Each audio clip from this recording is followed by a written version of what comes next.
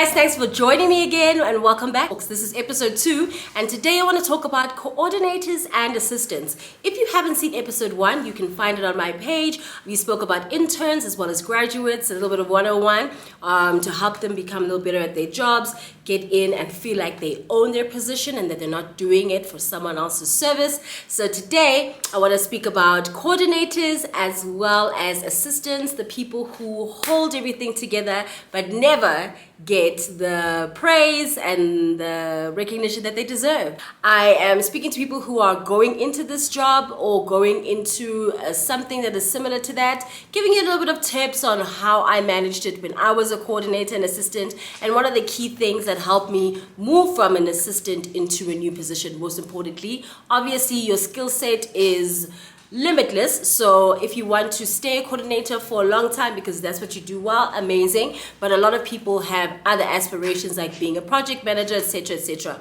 So I guess I'm going to be sharing some information on how you can do both. Let's get to it. To all the coordinators, to all the assistants, please watch this, share it with your friends. If you have friends who are coordinators or assistants or who are trying to look at going from one job to looking for a job like this, I hope that you share this video with them. Now let's start with Captain Obvious, right? Admin is king. You need to have project plans, you need to have good communication, your follow-ups and updates need to be on point.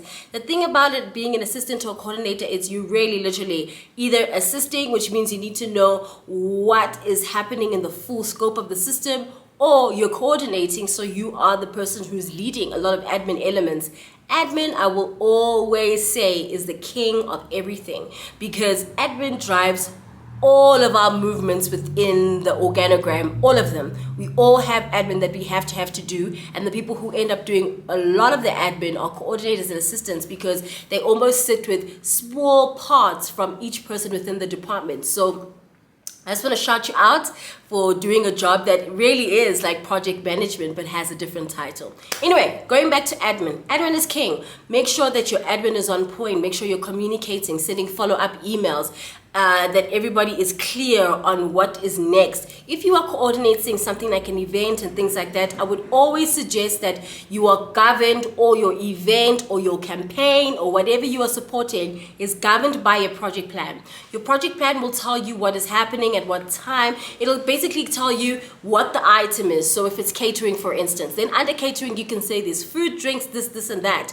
Then the next tab will tell you where you are with those elements. So have you found someone who's done the food? If you have, where's the conversation with that person? Menus, that kind of thinking. That is the document that encompasses all of that. I just realized while speaking about it that there's actually quite a lot that goes into a project plan. I've got some great templates that I've been able to create over the few years. So if you do want me to do a quick separate thing on just project plans alone, showing you tab to tab so that you know how to keep all of that information for one event in one document, happy to do it. But I'm going to overview today and just say that project plans are really great for coordinators. It shows that you're very serious, and also you put everything there. I always say I'll write that I need to get toothpicks right up to the artist that I need to book for that event or campaign. It's important that the project plan almost needs to look like, be the document that if you knock on wood, got sick and couldn't do anything anymore and someone had to jump on that campaign or event or whatever the thing is immediately, the project plan will tell them exactly what's been done, where you are, and most likely what your next steps are. That for me, I think, is when a project plan reads well, that is the information it's able to give to you at a glance. So make sure your admin is your king. Again, use Google as well. There's a lot of people doing the same job that you're doing. So they've also figured out ways to synthesize their job scope and find better and more efficient ways to manage the everyday admin. So I'd suggest the same for you.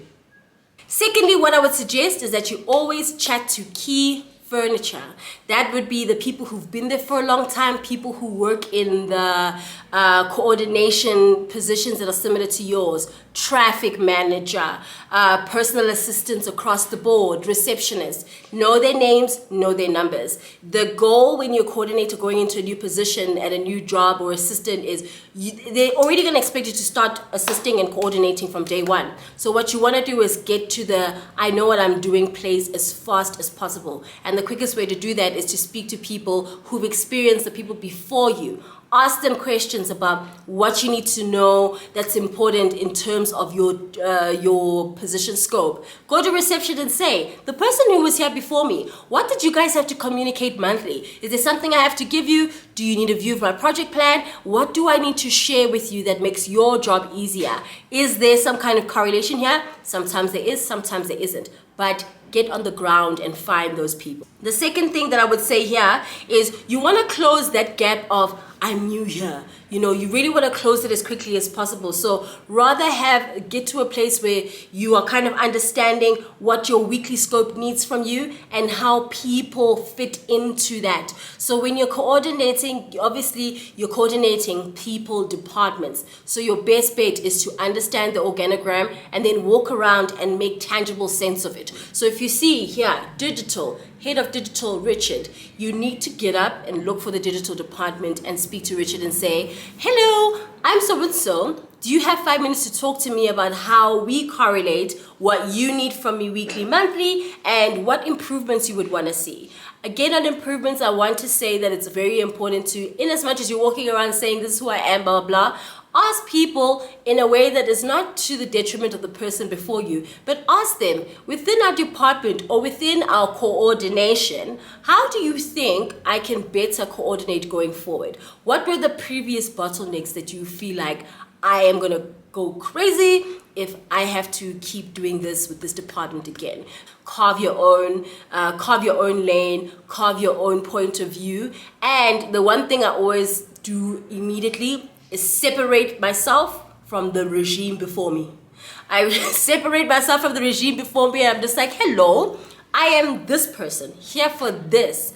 This is what I know, this is what I do. I'm here to find out from you specifically, A, what in your department do we need to be cognizant of in terms of things that we will likely interact with, A, B, C, D, and B, what is the thing or what are the things that you feel like, can we not have this problem this year? And how can I fix them now as a newcomer? The next thing that I would suggest to you is to find your mentor almost immediately. Take your first month to figure out the system and then figure out, like, if I was not a coordinator, what would I want to do within this space, and so that you know what journey you need to carve in order to get there. I will say when it comes to, your mentors, a lot of people think that by speaking to your lead about what you're doing every month or every week, you are speaking to your mentor. It's two different conversations. I think that the assumption as well is that you want to do what your lead is doing or that you even want to stay in that department. My suggestion is always to have a mentorship or mentor-esque relationship with your lead, because it's very important for your progress. That's the person who will be able to advocate with you come the time that it's time to possibly promote. But there needs to be a second person almost, if you do feel like that's not the department you really feel like you belong to. Another person that you're talking to, checking in with, that is helping you carve how you make the shift. Even if you're not making the shift within that business, but talking to someone who is doing what you want to do, that is already doing it, that is going to be able to help you see this is actually how the job works, because you're in a system that you're able to review it. If I can give an example, when I was a project assistant, I knew that I wanted to be in communications, but I knew that if I was going to still be in this environment, I wanted to be a project manager. So what did I do? I made sure that all of my project assistant staff, that I was really valuable to other project managers, so that when I run the room, they speak for me, but also learning from them how they handle client service, how they put their project plans together, what they do on a daily, tangibly, so that I can look at that to-do list and see, okay, I can do this, I can do this, I can do that. This I don't quite know, but I need to learn, and then try to figure out how I'm going to fill in those blanks so that I'm not a coordinator or assistant forever, but I'm looking towards being a project manager in the next few months. So find that person who can advocate for you in rooms that you are not in. I would almost say have a primary person and have a secondary person. Now, your primary person is a person who is the one that you are dealing with, that is your lead. That is the person who knows your everyday, who knows your scope, etc., etc. That is the first person who's going to be able to speak to you, speak on you, about you when you're not in the room. The secondary person is very important, because that's the person who will be able to back it up, who will be able to say, she's not in my department, But when we interact on this and this is what I found. And that brings me back to the mentor thing of the assumption that it's always going to be your lead that'll be the best person to mentor you.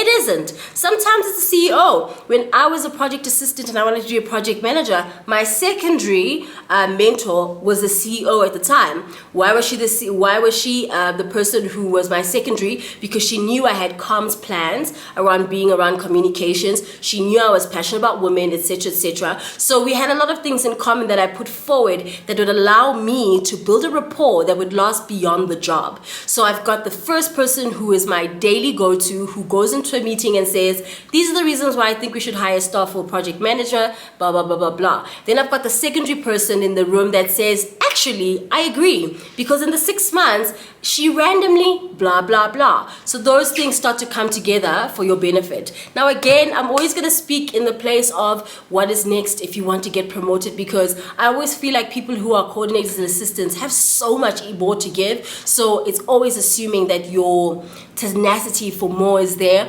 If you know for sure you want to be a coordinator for the rest of your life, I hope this helps you just become the best of.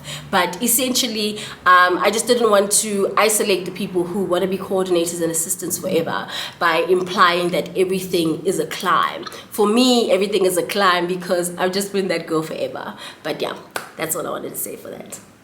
The other thing that I would suggest, as with the interns and the graduates, schedule time with HR. When you're an intern and a graduate, you're a little, wet behind the ears, nervous to ask specific questions. So you might go in a little blanketed, just asking just to kind of build a relationship. When you're a coordinator and assistant, you could be moving from the second and the third position. So you are a person who is able to have a clear conversation with HR, walk into the room and say, hi, I'm aware that I'm on a coordinator assistant position, but I would really like to understand how the company works from your perspective. Looking at the organogram or breaking down the department that I'm in, I want to see where you think that my journey of growth is so that I can start carving it from here. I think those conversations are so important so that HR also knows that you're in the mind of wanting to be there for a lot longer and that you're thinking about what your journey actually looks like within this company. Get a sense of where the departments with the most growth are, because sometimes it's not the one that you're in, right?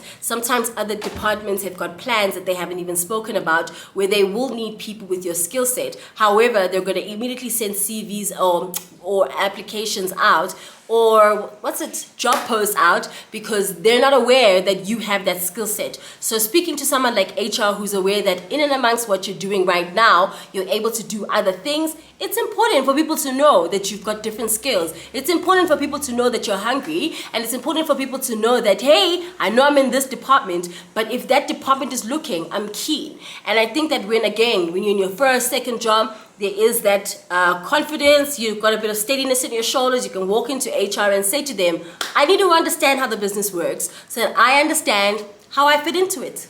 And the last thing that I would suggest when you're a coordinator and assistant that is looking to be a little bit more in the future, while you're in that position, upskill yourself, find out if the company can upskill you. Again, agency and corporate will offer you different things. I was in an agency that offered, because they had to use their CSI bucket of funds, they started offering a bunch of certificates, and I was able to do 2 at the time. And what I did was I chose very strategically. So because I was in an environment where we're doing events, experiential events, conferences, summiting, that sort of thing, I know I'm a communications girl from the core, but I want to kind of understand, how I'm gonna marry what I want to study and make it sound like it's something that can still be beneficial for the company that I'm at right now. And so the first thing that I decided to study was project management. I did it on UCT Online, Get Smarter. And I think it was a 6-month course on project management. And what it does is it really takes you through what you need to, the fundamentals that you need to know in order to be a really great project manager. Now, what I loved about it is that it's very broad. You can be a project manager of a lot of things, but the fundamentals of what they're teaching you inside is how to coordinate great administration, right? So that's something that I could use in any job. Thank you for watching, and apologies for the abrupt end. Next week, we look at the girls in the middle of career changes.